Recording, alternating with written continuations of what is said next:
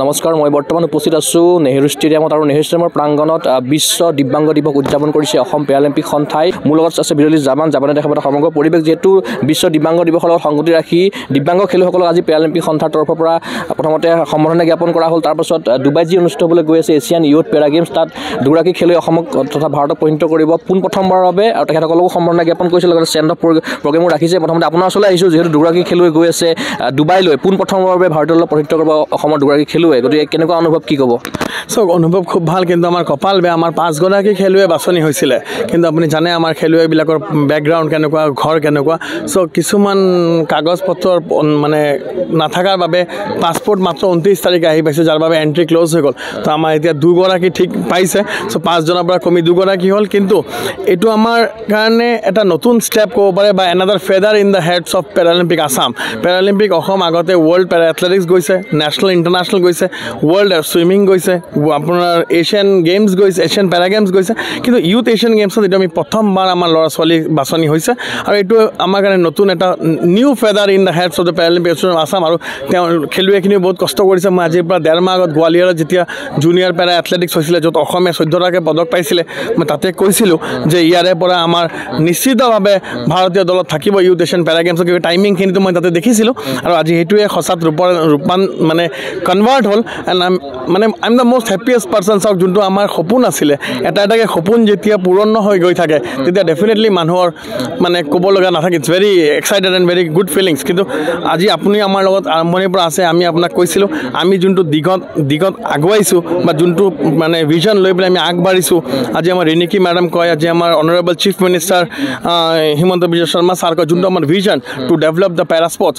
So' participating in the youth Asian para games is another milestone towards that step.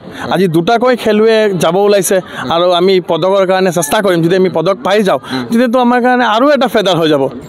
কি ইভেণ্টত participate কৰিব? এতিয়া আমাৰ লালৰামে পাৰ্টিচিপেট কৰিব হৈছে আপোনাৰ জেভলিন ইভেণ্টত, আৰু আনিস্মিতাই কৰিব লং জাম্প আৰু 100 মিটাৰ। কি প্ৰিপেৰেশ্যন কিদৰে কৰিছে তেখেতসকলে? প্ৰিপেৰেশ্যন আমি চাওক, আনিস্মিতাক শিৱসাগৰৰ পৰা আনিছোঁ, আমি গুৱাহাটীত ৰাখিছোঁ ৰেচিডেঞ্চিয়েল কেম্পত, তাত থকা খোৱা আমি গোটেইখিনি চাইছোঁ। এতিয়া আমি পৰহি দিনাখন দিল্লীলৈ যাম। প্ৰিপেৰেশ্যন খুবেই ভাল। লালৰামটো কেম্পতে আছে বহুত দিনৰ পৰা, আজি 1 মাহ হ'ল। প্ৰিপেৰেশ্যন আমি আমাৰ পিনৰ পৰাতো প্ৰচেষ্টা গোটেইখিনি কৰিছোঁ, বাকী ধৰক খেলৰ দিনাখনে হ'ব কি ৰিজাল্ট ওলায়। আজি এটা বিশ্ব দিব্যাংগ দিৱস, আজি এই দিনটোত আপোনালোকে ষ্টেণ্ড আপ প্ৰগ্ৰেমো ৰাখিছে, খেলুৱৈসকলক উৎসাহিত কৰিছে, লগত সম্বৰ্ধনা জ্ঞাপন কৰিছে, লগত দুগৰাকী খেলুৱৈক ষ্টেণ্ড আপ কৰিছে। গতিকে এটা সুন্দৰ দিনত আপোনালোকে ষ্টেণ্ড আপ কৰিছে খেলুৱৈসকল। হয়, আজিতকৈ ধুনীয়া দিন আৰু কি হ'ব পাৰে। যোনটো ৱৰ্ল্ড ডিজেবিলিটি ডে, আজিৰ দিনটোত আমি সেইকাৰণে দিনটো বাছি লৈছোঁ। একেলগে আমাৰ গোটেই কাৰ্যসূচীখিনি কৰা হৈছে, যেনেকৈ আপোনাৰ world disability day, send off ceremony for the youth Asian para games. আৰু এই বছৰত এতিয়ালৈকে আমাৰ 31 নেশ্যনেল মেডেল আহিছে, ছুইমিঙত, এথলেটিক্সত, বেডমিণ্টনত। সেই ৰাষ্ট্ৰীয় আন্তঃৰাষ্ট্ৰীয় পদক জয়ীখিনিকো আজি আমি ফেলিচিটেট কৰিলোঁ। তো আজিতকৈ ভাল মুহূৰ্তনো কি হ'ব পাৰে, সেইকাৰণে আমি আজি দিনটো বাছি লৈছোঁ। আৰু যোৱাৰ আগমুহূৰ্তত আপোনালোকে মালা পিন্ধাই তেখেতসকলক পঠিয়াই, আগৰ পৰা পঠিয়াই, আৰু এইবাৰো আপোনালোকে কামাখ্যাৰ মালা আনিছে বুলি ইতিমধ্যে উল্লেখ কৰিছে। আমি প্ৰত্যেকবাৰে আনো, কিয় আমি যেতিয়াৰ পৰা মা কামাখ্যাৰ আশীৰ্বাদ লৈ পেলাই তেওঁলোকক মালা দি পেলাই ছেণ্ড অফ কৰিব আৰম্ভ কৰিছোঁ, তেতিয়াৰ পৰা আপুনি দেখিছে অসমৰ পেৰালিম্পিকছত নেশ্যনেল মেডেলৰ বৃদ্ধি।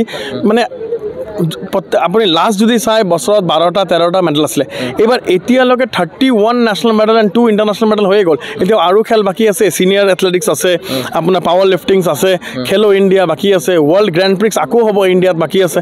চ' এতিয়ালৈকে মাৰ্চলৈকে বাকী আছে, এতিয়ালৈকে 31 নেশ্যনেল মেডেল হৈ গ'ল। চ' যিহেতু মাৰ আশীৰ্বাদ আছে, চ' আৰু ইয়াতে ইমান ডাঙৰ খেলখনত গৈ আছে, ত' মাৰ আশীৰ্বাদ লৈ যোৱাটোতো ভাল কথা নহয়। বিশ্বৰ কেইখন দেশে ইয়াতে পাৰ্টিচিপেট কৰিব, কিমান টাফ হ'ব পাৰে গোটেই খেলখন? এইটো বিশ্বৰ নকৰে, যিহেতু এইটো এছিয়ান ইউথ পেৰা গেমছ। ত' এছিয়াৰ আপোনাৰ 25খন দেশে ইয়াতে অংশগ্ৰহণ কৰিব। 1568 খেলুৱৈ ইয়াত পাৰ্টিচিপেট কৰিব, 1568, আৰু ভাৰতীয় দলত 116জন খেলুৱৈ আছে আৰু 61 অফিচিয়েলছ আছে। 186ৰ ভাৰতীয় দলৰ ষ্ট্ৰেংথ। আৰু এছিয়ান গেমছৰ যিটো যোগ্যতা নিৰ্ণায়ক মেচ আছিলে বা কেনেধৰণে তেখেতসকলে চিলেকশ্যন হৈছিলে, চিলেকশ্যন প্ৰচেছটো কি ধৰণে আছিলে? হয়, তেওঁলোকৰ চিলেকশ্যনৰ লাষ্ট নেশ্যনেলৰ পৰাই হৈছে, যোনটো আমাৰ ছাব জুনিয়ৰ নেশ্যনেল গোৱালিয়ৰত আমি গৈছিলোঁ। আমি 14জনীয়া দল গোৱালিয়ৰত প্ৰেৰণ কৰিছিলোঁ, আৰু তাতে আমি 14টাকৈ পদক পাবলৈ সক্ষম হৈছিলোঁ। তাত যোনটো মিনিমাম কোৱালিফাইং ষ্টেণ্ডাৰ্ড যোনটো ইউথ এছিয়ান বা এছিয়ান পেৰালিম্পিকে ধৰি দিছে, সেইখিনি পেৰালিম্পিক কমিটিয়ে মেটচ কৰিছে। তো আমাৰ খেলুৱৈখিনি যেতিয়া সেই মিনিমাম ষ্টেণ্ডাৰ্ডটো মেটচ কৰিছে, তেতিয়া সেইটো এপ্ৰুভ হৈছে। যোৱাৰ যিটো যাতায়াতৰ খৰচা হ'ব, সেয়া ইণ্ডিয়া এই তেওঁলোকৰ গোটেই খৰচ ministry of youth affairs and স্পৰ্টছে দিব, কিয় টিমটো ইণ্ডিয়া গভৰ্ণমেণ্টে পঠাই আছে। যিহেতু অসম পেৰালিম্পিক সন্থাৰ মুখ্য চিফ পেটন হিচাপে আছে ৰিনিকি ভূঞা বাইদেউ আছে, গতিকে তেখেতে কিদৰে তেখেতসকলক শুভেচ্ছা জ্ঞাপন জ্ঞাপন কৰিছে দলটোক? তেখেতে সদায় শুভেচ্ছা জ্ঞাপন কৰিছে। তেখেতে চাগে অহাকালি তেওঁলোকক পাৰ্চনেলিকৈ লগো কৰিব পাৰে, কিন্তু তেওঁলোকেতো অলৰেডি নৰ্থ ইষ্ট গেমছত তেওঁলোকৰ লগত কথা পাতিছে বা তেওঁলোকৰ অলৰেডি আপুনি দেখিছিলে যোনদিনাখন আমাৰ প্ৰেছ মিট আছিলে নৰ্থ ইষ্ট গেমছত, সেইদিনাখন তেওঁলোকৰ ইণ্টাৰভিউ এৰেঞ্জ কৰা হৈছিলে। চ' তেওঁলোকৰ কাৰণে চবৰে পৰা শুভেচ্ছা আছেই। অনিস্মিতাৰ ঘৰ ক'ত আৰু লালৰামৰ ঘৰ? অনিস্মিতাৰ ঘৰ শিৱসাগৰত আৰু লালৰামৰ ঘৰ কাছাৰ ডিষ্ট্ৰিক্টত। দুয়োগৰাকী কিদৰে লগ পাইছিলে প্ৰথমতে অলপ যদি কয়? অনিস্মিতাক মই ইণ্টাৰ ডিষ্ট্ৰিক্টক লগ পাইছিলোঁ প্ৰথমবাৰ। তাক কুঞ্জলতা বাইদেৱে লৈ আহিছিলে শিৱসাগৰৰ পৰা অনিস্মিতা কোঁৱৰক। মই তেতিয়া প্ৰথমবাৰ লগ পাইছিলোঁ। আৰু লালৰামক মই প্ৰথমবাৰ লগ পাইছিলোঁ। লালৰাম মানে আমাৰ অসমৰ হৈ পেলাই আদিত্য মেহতা ফাউণ্ডেশ্যনত আছিলে বাহিৰত, কিন্তু সি তাৰ পৰা ইয়ালৈ গুচি আহিলে। যেতিয়া সি গুচি আহিলে তেতিয়া মই ক'লোঁ যে ইয়াতে খেল, আৰু তাৰ পৰা খেলিব নোৱাৰে না, খেলিবতো অসমৰ পৰাই লাগিব। তো তেওঁলোকে তেতিয়া মোক যোগাযোগ কৰিলে যে এনেকৈ অসমৰ এজন ল'ৰা আমাৰ ইয়াত থাকে, তাক অসমৰ পৰা খেলাব লাগে। আমি তেতিয়াই তাৰ এণ্ট্ৰি কৰি দিছোঁ। তো সি 2 বছৰৰ পৰা অসমৰ পৰা খেলি আছে, আৰু এইবাৰ যিহেতু সি অসমত ঘূৰি আহি গ'ল, তাৰ পৰা এতিয়া অসমতে থাকে। তো এইবাৰ আমাৰ লগত সি গৈছিলে, তাত গৈ পেলাই সি 2টাকৈ মেডেল পালে। এতিয়া সি ভাৰতীয় দলত পাই গ'ল। কেৰিয়াৰৰ প্ৰথমখন ইণ্টাৰনেশ্যনেল মেডেল খেলিব? য়েছ, দুইজনৰে প্ৰথম ইণ্টাৰনেশ্যনেল। কি আশা কৰিছে? নাই, মইতো আশা আজি আমি অনিস্মিতাৰ ওপৰতো লং জাম্পত পূৰা আশা, ইয়াৰ ওপৰতো আশা। এতিয়া বাকী চাওক, বেছি আশা কৰিলে প্ৰেছাৰ দিলে নাই। আমি আগতে যাওঁ, তাতে কেনেকুৱা ধৰণৰ অংশগ্ৰহণ হৈছে চাওঁ, পাৰ্টিচিপেট তাতে গৈ প্ৰেক্টিছ কৰোঁ, এক্লেমেটাইজ কৰোঁ। আমি 6 তাৰিখে যাম, তাৰপিছত আমি চাওঁ। নিশ্চয় আপোনাৰ ধন্যবাদ জ্ঞাপন কৰিছোঁ। মই খেলুৱৈ দুগৰাকীও কিছু সৰু মন্তব্য চেষ্টা কৰিম। কি ক'বা?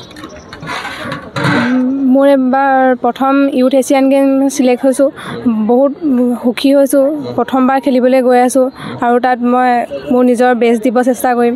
আজি এটা সুন্দৰ দিনত তোমালোকক চেণ্ড অফ কৰিছে অসম পেৰালিম্পিক সন্থাৰ তৰফৰ পৰা, কেনেকুৱা লাগিছে? লগতে মালাও পিন্ধাইছে, ফুলৰ থোপাও দিছে, কি ক'বা? হয়, বহুত ভাল লাগিছে। আজি ৱৰ্ল্ড ডিজেবিলিটি ডে', তো ইয়াত ফেলিচিপেট কৰিছে, তো বহুত ভাল লাগিছে। আৰু ছাৰৰ কথা কি ক'বা? তোমালোকে এখন যে মঞ্চ প্ৰদান কৰিছে, ছাৰৰ কথা কি ক'বা? বহুত ক'লেও হয়তো শেষ নহ'ব তেখেতৰ কথা। হয়, তেওঁ আমাৰ কাৰণে বহুত কৰিছে, আৰু মই যেতিয়াৰ পৰা নেশ্যনেল খেলি আছোঁ তেওঁ তেতিয়াৰ পৰা বহুত ছাপোৰ্ট কৰিছে। তেওঁ আমাৰ কাৰণে বহুত অৱদান দিছে। মনত পৰেনে প্ৰথমতে যেতিয়া তুমি ইয়াতে আহিছিলা, পেৰালিম্পিকলৈ যেতিয়া আহিছিলা প্ৰথমতে, কেনেকুৱা দিনত আহিছিলা বা কেনেকুৱা আশা প্ৰত্যাশা লৈ আহিছিলা? সেই আশা প্ৰত্যাশাটো আজিৰ দিনত ফুলফিল হৈছিল ভাবানে তোমাৰ? ভাবোঁ। মই 2021 আহিছিলোঁ। প্ৰথম মই যেতিয়া বেংগলোৰ খেলিব গৈছিলোঁ, তাৰপিছত তাত যেতিয়া মেডেল মাৰিছিলোঁ, ছাৰ তেতিয়া লগ পাইছিলোঁ। ছাৰে তেতিয়া ইয়াত মোক 2 মাহৰ কাৰণে কোচিং কৰিব আনিছিলে, আৰু তেতিয়া তাত থাকিও প্ৰেক্টিছ কৰিছিলোঁ। তাৰপিছত তাত থাকি বাহিৰলৈ খেলিব গৈছিলোঁ। সপোন কি আছে তোমাৰ? মোৰ ইণ্টাৰনেশ্যনেল খেলাই সপোন আছিলে। সপোন পূৰ্ণ হ'বলৈ গৈ আছে? হয়, সেয়াই সপোন পূৰণ হ'বলৈ গৈ আছে। তেতিয়া বহুত ভাল লাগিছে। এইটো সপোন লৈ পিনিয়ে আহিছিলোঁ। ইমান দিনে আছাম লিখা, পাছলৈ জাৰ্চি পিন্ধি আছিলে, পাছত ইণ্ডিয়া লিখা জাৰ্চি পিন্ধিবলৈ পাবা? সেইটো সপোনে আছিলে। তো এতিয়া ব্লেজাৰো পাবা, ইটছ এছিয়ান গেমছ না, চ' ব্লেজাৰ দিব। আৰু মা দেউতাহঁতে কি কৈছে? কেনেকুৱা আশা আছিলে তেখেতসকলৰ? সেই আশাটো ফুলফিল হৈছে নাই মা দেউতাহঁতৰ? হৈছে বুলি মই ভাবোঁ। কি কৈছে মা দেউতাহঁতে? তাহঁতে ছাপোৰ্ট কৰিছে, কয় যে ভালকৈ খেলিবি, ইমান প্ৰেছাৰ নিদিয়ে। এতিয়া প্ৰেছাৰ দিলে হেৰি হৈ যাব যে। আমাৰ তৰফৰ পৰা শুভেচ্ছা থাকিল। Thank you. নিশ্চয়কৈ তোমাক ধন্যবাদ জ্ঞাপন কৰিছোঁ। মই लालराम ओसले आइसो कैसा फीलिंग हो रहा है? बहुत प्राउड फील हो रहा है और राजीव सर से भी थैंक यू बोलना चाहता हूँ कि मैं पहले सोचा था कि यूटीसीएन तो खेल नहीं पाऊँगा, तो मैंने बाद में राजीव सर को कॉल किया तो उन लोग ने हाँ बोल दिया, तो थैंक यू सर। अरे क्या मैं हाँ बोल दिया? तुम्हारा टाइमिंग है तो क्या है तुम्हारा एक्सपेक्टेशन, क्या ड्रीम है, क्या है? मेरा ड्रीम है ओलंपिक्स चैंपियन एक दिन बनना, और हॉबीज है फुटबल बास्केटबल ये सब खेलना। ठीक है, थैंक यू। मैं तीनगराकी दुगरी खेलुवे लगते असम पेरालिम्पिक सन्थार सम्पादक राजीव दे डांगरक धन्यवाद ज्ञापन কৰিছোঁ। যেহেতু দুবাই অনুষ্ঠিত হ'বলৈ গৈ আছে এছিয়ান পেৰা গেমছ, আৰু আমি আশা কৰিম অসমৰ এই দুগৰী খেলুৱৈ আগন্তুক সময়ত সুন্দৰ ফলাফলে ভাৰত তথা অসমক গৌৰৱান্বিত কৰক। এই আশাৰে মই চিন্ময় কুমাৰ বৰা বিশেষ অনুষ্ঠান বিদ্যালয় ছ'চাইটি গগৈ স্পৰ্টছ ধন্যবাদ।